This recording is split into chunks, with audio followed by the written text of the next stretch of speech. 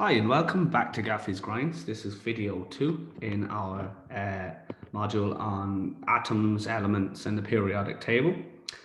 A quick reminder guys, if you just put your phones on silent or better still turn them off, just make sure they ain't going to distract you. And the usual reminder that I'm going to be asking you to do tasks and questions. And if you're not going to do them, if you're just going to sit and listen, or if you have it on in the background, you're really wasting your time and there's not much point. It's much better if you actually just put pen to paper and do the questions. You will learn a lot that way. In the previous video, we learned about elements. So we're just going to quickly recap it before we go on to anything new.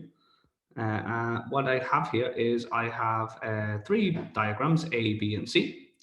And I would like you to tell me which of these are elements, A, B, and C. Which of these are elements? It might be one, it might be more than one, it might be all of them. Okay, so first of all, when you get a pen and paper and write down which ones are elements. Full sentence, please. Okay, so you should only listen to my voice again now if you have answered that. Now, before I tell you what the answer is, I want you to write down question number 2. And I want you to tell me, how do you know this? Okay, so write down a sentence which describes how you know that those ones are elements. So do that now, pause the video. Okay, I'm hoping that if you guys watched the video, in the last video, and you were paying attention, you will know that A is an element. A is an element. Well done if you said A is an element. B is also an element. And C is not an element. So the correct answer is A and B. And how is it that you would know this? Well, you would know this because A and B are made of only one type of atom.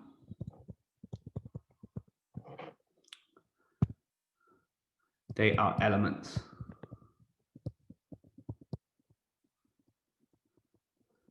C is not made of only one type of atom. C has atoms which are blue and atoms which are green. Now, they're not really called blue atoms, green atoms, and in fact, they're not that color at all. We just use these as models to help us tell the difference between them. So they're probably not blue and they're probably not green. That's the reality of it.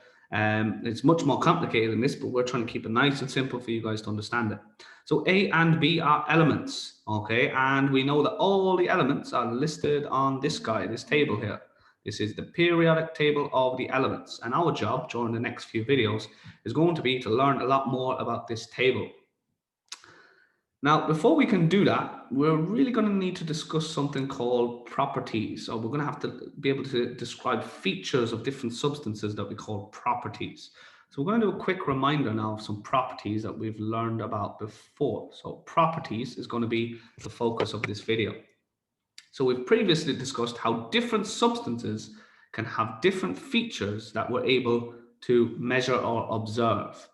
So imagine for a second that we have a container, a little dish. We've got 2 dishes. And in these dishes, there are 2 substances. And we would have come across these substances before when we studied particles last year. And one of these substances is what we call copper sulfate. Copper sulfate. And the reason why I'm talking about copper sulfate is because copper sulfate is a blue substance. It is blue. We know that because we can look at copper sulfate and we can look at its features and we can see with our eyes that copper sulfate is blue. Another substance that we came across last year when we talked about particles was a powder that was yellow, and it was called sulfur. Sulfur is a yellow powder. Now, again, how do we know that it's yellow or that it's blue? Well, we can take our eye and we can look at them. Oh, that's not a great eye. We take our eye and we can look or observe. Look/observe. So color, this is a color. Color is a feature of these materials that we can look and observe. So color is a feature that we can look or observe. I want to take a look at another feature that we would have looked at last year. Imagine I'm drawing here a beaker. Beaker is just a piece of glassware that we use in chemistry mostly. And I've got two of them. So side by side, I've got a beaker. And in one beaker, I've got a liquid. And in the other beaker, I've got a different liquid. And I am going to heat both of them. So I'm going to show that I'm heating them by drawing an orange flame underneath. Hey, so heat. Stick them on the Bunsen burner or stick them on the stove and heat. So both of these we're going to apply heat to. And we're going to heat them until they start to boil. Now, what happens when a substance boils? What happens to a substance when it boils? So speak your answer out loud to the screen. That's how I want you to answer. And we're going to do that on 3. What happens to a substance when it boils? 1, 2, 3. I'm hoping that you said it turns from a liquid to a gas. So when a substance turns from a liquid to a gas, we say that it boils. Now, not every substance does this. Not every substance needs the same amount of heat in order to boil. Some substances will boil at what we call a low temperature. Now, how could we measure temperature? What piece of equipment would I use to measure temperature? On 3, 1, 2, 3. Hoping that you guys said we would use a thermometer. So I'm going to draw a thermometer here. This is a thermometer.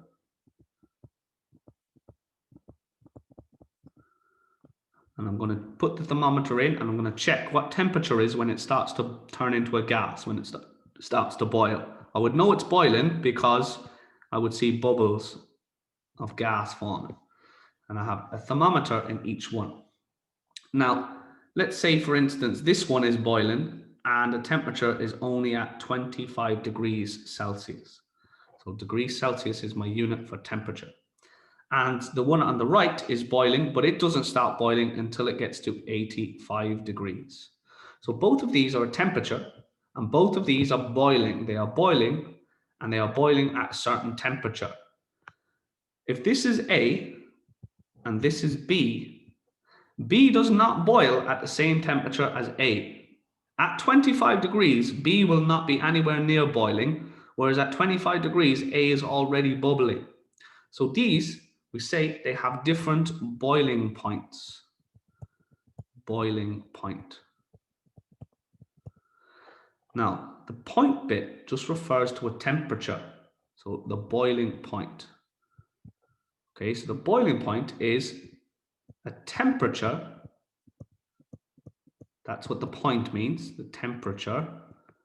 So point and temperature.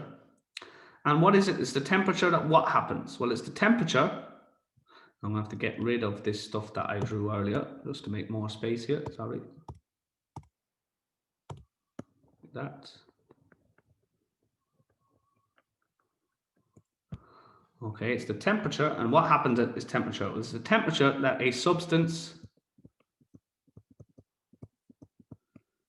turns from a liquid to a gas. That's what a boiling point is. It's a substance that it's a temperature of that a substance turns from a liquid to a gas.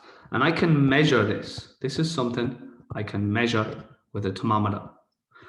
So the color I could look at, the temperature or the boiling point I could measure. Melting point is another thing we looked at last year. That's if we take a solid and similar to what we've done here, we melted it, which means we turn it to a liquid and we measure the temperature that happens at. Well, that would be the melting point. So the melting point would be the temperature at which a substance turns from a solid to a liquid, and the boiling point is the temperature at which a substance turns from a liquid to a gas. Both of these things, or these 3 things, color, boiling point, and melting point, are all examples. They are features of a substance.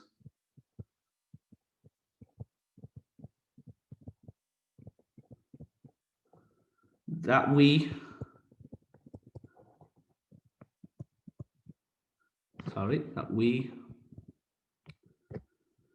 can observe or measure. We can look at them or we can measure them with a thermometer or another piece of equipment.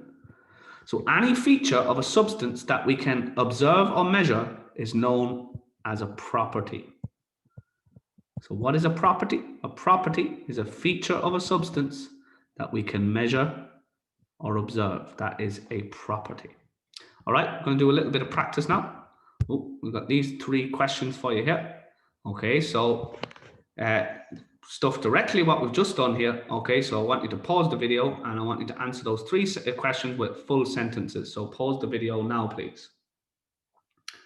Okay, so what is a property? Okay, a property is... Okay, I'm just going to pause the video and fix something here. 1 second. Okay, apologies about that. So answers are coming up. So you should only be listening to my voice if you have the 3 questions done. Full sentences, please. So what is a property? A property is a feature or characteristic of a substance that we can observe or measure. That's what we mean by a property. A feature or characteristic of a substance that we can observe or we can measure. An example is melting point and boiling point. So those are the next questions. What is the definition of melting point? A melting point is a temperature at which a solid turns into a liquid. Well done if you got that right. If you didn't get that right, maybe you can fix the second one now, boiling point. So you have done melting point. I have gone through the answer. It's the temperature at which a substance turns from a solid to a liquid. That's melting and it's point, so it's a temperature. So what's the boiling point? Okay, so this is the answer. The boiling point is the temperature at which a liquid turns into a gas. Good. All right, so there's a few more questions done. And again, small little pieces, and then we'll do the next bit. So that's a property. Now we're going to learn about some more properties. And we're going to do this by considering 2 groups of elements in the periodic table. So again, this is my periodic table. And we're going to look at some more properties. But before we do, we're going to look at some different elements on the periodic table. We're going to look at 2 categories of elements. Okay. Now, just before I take a zoom in on the periodic table again, we have elements, and we know what elements are. Speak your answer to the screen now. What is an element? Okay, I'm hoping that you said an element is a substance made of only one type of atom. So that's what an element is. And elements can be in 2 groups, 2 broad categories. Okay, so elements can be either what we call metals, or they can be non-metals. So metals or non-metals, these are 2 groups of elements, so 2 different categories of elements. And these 2 categories of elements are going to have very different properties, and that's what we're going to take a look at in a second. Now, what I want you to do is I want you to maybe take a note of that bit there. Okay, so pause the video, take a note of that. Okay, so we're going back to the periodic table now. And what I want you guys to do now is to find a periodic table. You will either have one of these in your textbook, if you're working from a textbook, or I know my students have one in their planner or their diary, their homework journal. So guys, if you look through your homework journal, you will find your periodic table, and you're going to refer to that anytime you're doing chemistry. So it's a great place to know where that is. And if you're someone who's really organizes and uses little sticky notes and stuff, you can put one on there on that page so it's easy to find. Okay, so why are we going to look at the periodic table? Well, if we're going to be talking about metals and non-metals, 2 categories of elements, it's a good idea to know where they are on the periodic table. So I'm going to show you. You're going to need a pen or maybe a highlighter for this, or a marker. If you've got a marker, that's even better, a nice thick nibbed marker. Now we're going to separate the periodic table into 2 sides, okay? And that's because the metals are on one side and the non-metals are on the other. I'm going to show you where to do this. You're going to start here. See where I'm drawing this dot? You're going to start here at the top of boron on the 2nd line of the table. You're going to start here and you're going to draw a line. Sorry, I'm going to make that a little bit thicker. You're going to draw a line down boron like that. Down the side, stop at the bottom of boron. Don't draw it, actually don't draw the line too thick that you block out the numbers. So I said thick, but don't go too thick that you draw over the numbers and not be able to see them. So I'm going to actually start again and do it a little bit thinner. So down like that and across under boron. So you're going across under boron like that. Then you're going down the side of between Al and Si, aluminium and silicon. Then you're going over under silicon. And then you're going down and across and down and across and down and across and down. And this is often referred to as the stairs, okay? As you can see, why? Because it's like a stairs shape. Now, everything to the left of the stairs, all of these are metal elements. So an example here would be copper is a metal element. Chromium is a metal element. Platinum is a metal element. Over here, potassium is a metal element. Not hydrogen, actually. Hydrogen is in the kind of the wrong place on that periodic table. Hydrogen is not a metal, so it's doesn't really belong in this group. Okay, so that's the exception there. Lithium is a metal. Magnesium is a metal. Okay, so all of them, anything to the left of the stairs is a metal, and anything to the right is a non-metal. Okay, so we've got metals and we've got non-metals. Okay, so what's the big deal? What's the difference between them? And why do we need to know? Well, metals have many important uses in everyday life. Take a look at the pictures, just study them for a second. Well, we have jewelry, we have cars, we have electric wiring, we have saucepans, construction. There's loads and loads of uses that we have for metals. They really, really are useful substances. But why are they so useful? Well, it is due to the properties that they have. We can't use non-metals for these things, so we use metals instead because they have certain properties that we're interested in order to make, in order to use them for these specific uses. So the first really important property we're going to look at that metals have is if we take a metal, so we have a piece of metal here. So say this is a metal. And we take our metal and we connect a wire or a source of electricity to it. So say we bring electricity to a metal. Once the electricity reaches the metal, it's able to continue on the other side of the metal. So the electricity can pass through the metal and keep going on the other side of the metal. Interestingly, if we take heat energy, so we've got electrical working or electricity, and we've got heat. If we take heat to a metal, it is also able to pass through the metal and continue on the other side. It's like if you grab if you've got a hot poker and it's in the fire, so the heat is in the fire, it's passing into the hot poker, and if you put your hand on the other end of the hot poker, you can feel it as it gets hot because the heat is able to travel through the poker. Well, it is able to pass through. Electricity and heat are both able to pass through the metal. Substances that can do this, we call them conductors. So a conductor is a substance that allows electricity and heat to pass through. Now, because they can do this, because they let electricity through, they're often used to make wires and parts of electrical circuits. So this up here, for example, is what we call copper wire. And it's used to make electrical wires because it's a good conductor of electricity, carries electricity very well.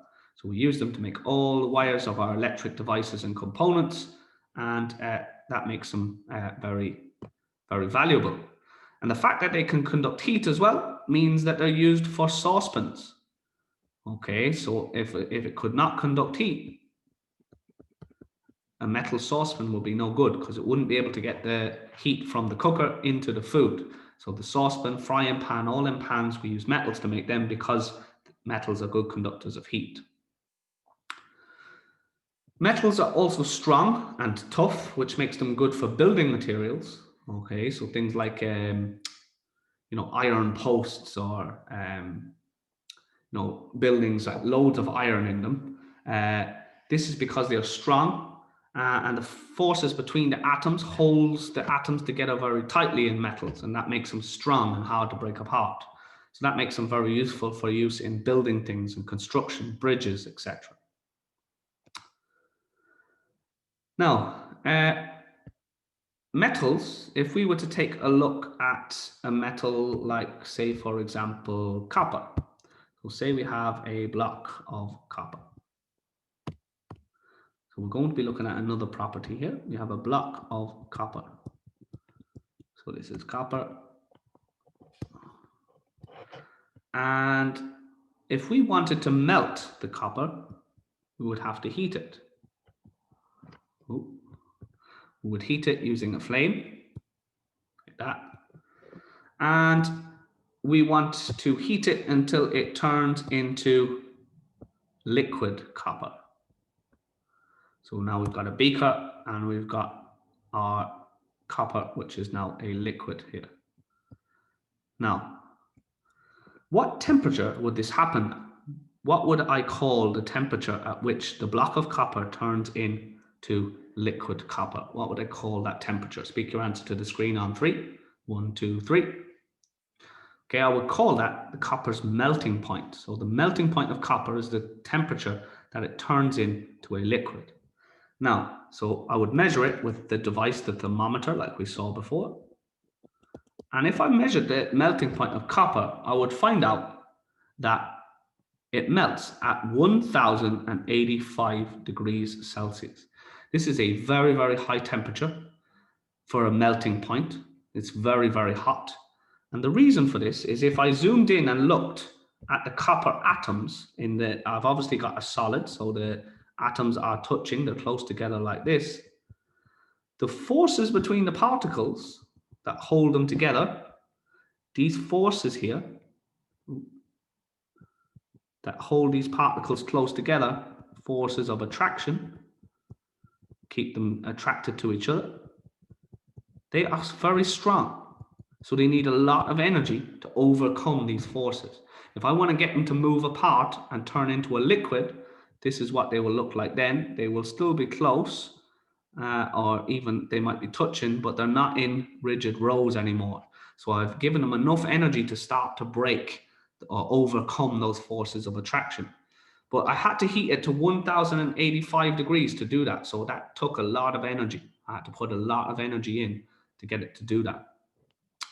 Now, if I was to continue heating it and try and turn it into a gas, I would have to heat it more, like this. I have to heat it more to get it to turn into a vapor, copper vapor like this. I would have to heat it to 2. So I would take my thermometer and I would have to heat it to 2562 degrees Celsius. So extremely high temperatures. Now, again, what would I be doing to the particles to turn it into a vapor? I'd have to take the particles and completely separate them from each other. So I'd have to give them enough energy. These are energy lines. These show how much the particles are moving around. These are completely free to whiz around now. So gases tend to have particles that can move and whiz around the place. So these particles have a lot of energy now. They have a lot of energy because I've heated it to 2562 degrees. That is a very high temperature. And again, there are still forces of attraction in between the particles, even here, even though I've broke some of them, there are still forces of attraction shown by black lines here in between the particles that I've had to give energy to overcome. Okay, so they have, that's another property of metals is most of them have very high melting and boiling points. Now, there's always going to be some exceptions, but most metals have high melting and high boiling points. Another feature or property of metals is that if I have a metal like this, I have a block of metal. I know it's a metal because it's kind of gray color, so it might be aluminium, for example. That might be aluminium. So say we take aluminium is a metal. Let's go show you aluminium on the periodic table so I can show you that it's a metal. Okay, so aluminium has the letters Al. Look at it here. Aluminium is here. Okay, aluminium is to the left of the stairs, so it is a metal.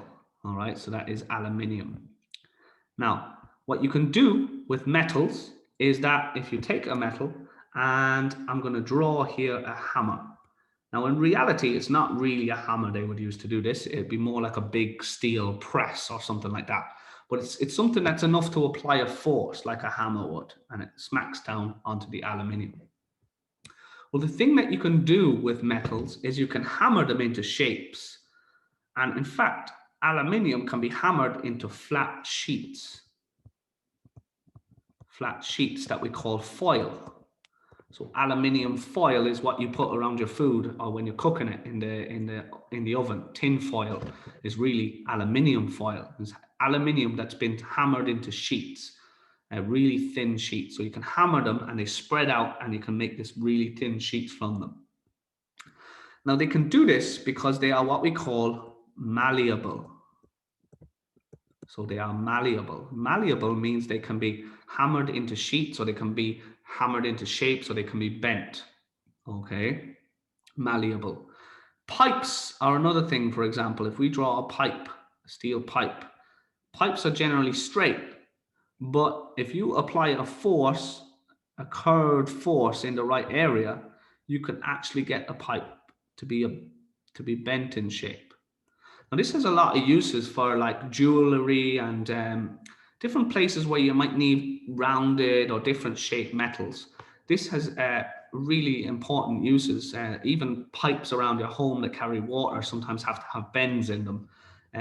Even some of you for junior cert projects, if you're using metals at all, you might actually have to bend metals. And this is really important. It's a really important property of metals that they are malleable, makes them really useful. So malleable means you can bend them into shapes. Another property of metals is that if we have a metal which is in a lump like this, okay, so say this is a lump of copper, a force can be applied and the lump of copper can be stretched. And when the lump of copper is stretched, the atoms tend to stay together. They don't break.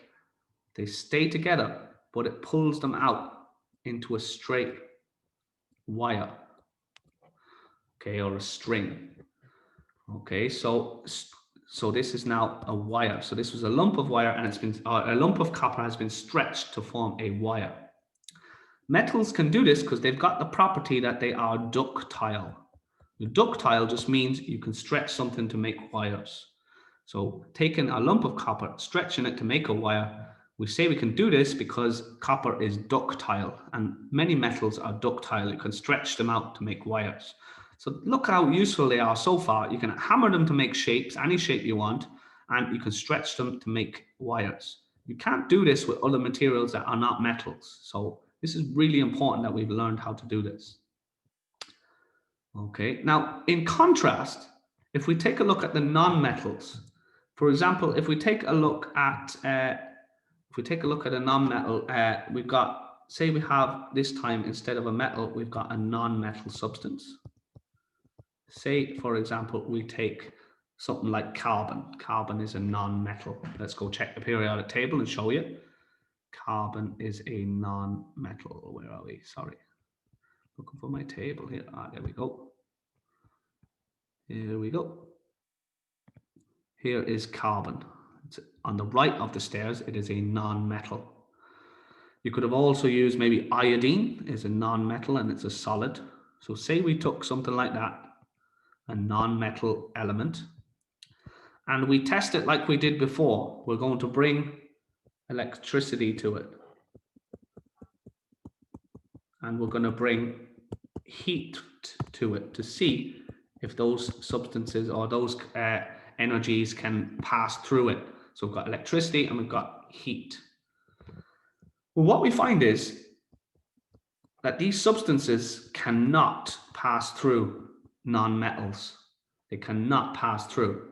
So we cannot use these as wires. We cannot use these to allow electricity or heat to flow through them. And these are known as by the word insulators. So if something does not conduct, we call it an insulator. So an insulator is a material which does not conduct, like carbon or like iodine were the non-metal elements. So non-metals tend to be insulators instead of conductors. They also tend to have low melting and low boiling points. So if we say, take for example, the non-metal element, which is oxygen. Now, if we have oxygen as a solid, so we've got solid oxygen, a lump of oxygen, which is solid. Okay, so this is a non-metal. So oxygen is a non-metal. And if I was to check its melting point with a thermometer, so if we had it as a solid and I was to check its melting point, it melts and turns into a liquid at minus 218 degrees Celsius. This is obviously a very low melting point. It's a minus temperature. It's way, way colder than temperatures we're used to. We're used to room temperature, which is around 20 degrees. Our coldest temperatures that we get to in our outside weather, even at our coldest times, is like minus 5 or 6. This is minus 218 is the temperature that oxygen melts at. So we get liquid oxygen at minus 218. And it will boil at a minus temperature as well. It would actually turn into a gas at a minus temperature. I don't just know that exact number offhand now, but it would be much colder, a much lower temperature than even room temperature. That's why oxygen is a gas at room temperature. So non-metals tend to have very low melting and boiling points, whereas metals tend to have higher melting and boiling points. All right, so it's time to do some practice now. Okay, so you're going to do some questions. Check your understanding.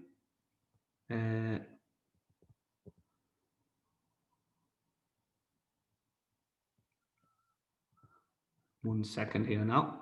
Just give me before we do the questions, actually, I just want you to have a look at this table for yourselves. So we can pause the video and have a look down through this table and look at all the different properties and the different properties that metals have and that non-metals have. So I want you to have a look at them now, please. Okay, so you should only be listening to my voice if you have paused and you've had a good look at those different properties and what they mean. Okay, so up here now, we're going to do the questions. So just do question 1 for me to begin with. So just do question 1. In your practice copy, list the common properties of metals and the common properties of non-metals. Now you can do this as a table like this.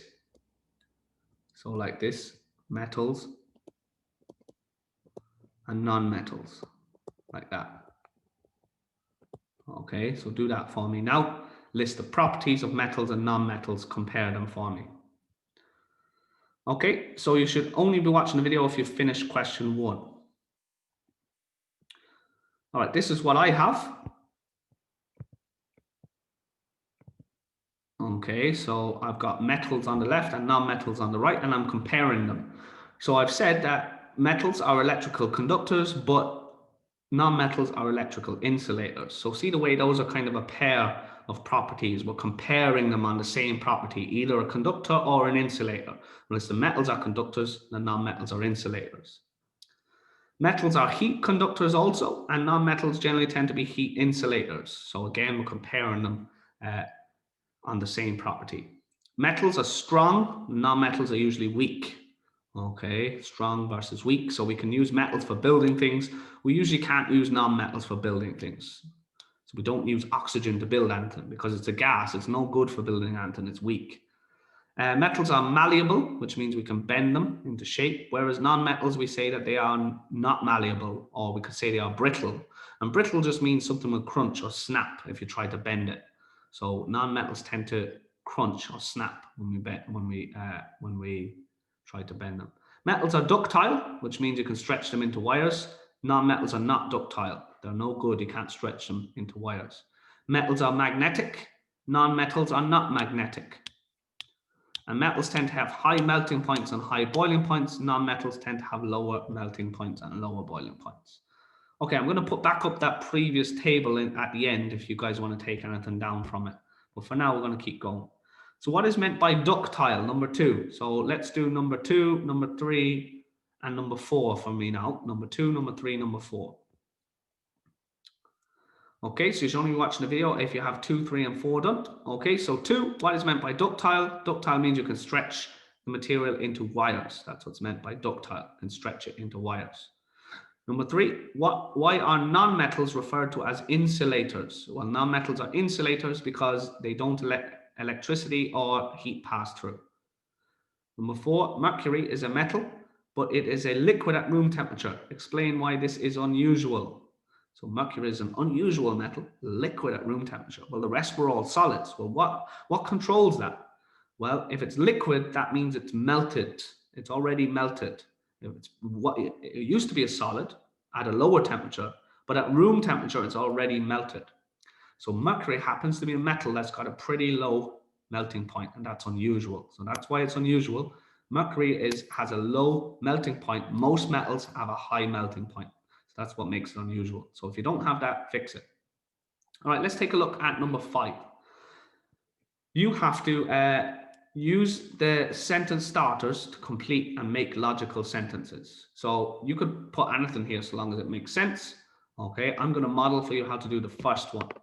So we're going to say metals are used to make wires because, well, why are they used to make wires? So you should write out the full sentence here. Metals are used to make wires because, well, because they are ductile. That's why they're used to make wires. They are ductile. Now, metals are used to make wires, but, so you have to say, you have to finish that and the next 2 as well. So do that for me now, number 5. Okay, so you should only be listening to my voice if you've done number 5. If not, you need to pause the video and do them. Okay, so listening to my voice if you've done them. Again, I always remind you, there's no point doing these videos if you're just going to sit and listen. You're going to learn nothing that way. Okay, so metals are used to make wires, but non-metals are not. Something like that is okay. I will show you what I have planned answer that I have in a second. What about metals are used to make saucepans because? Well, because they are heat conductors, or they conduct heat. That's why we use them as saucepans. If they weren't heat conductors, they'd be no good.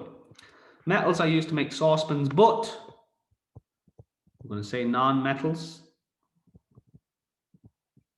cannot be because they don't conduct.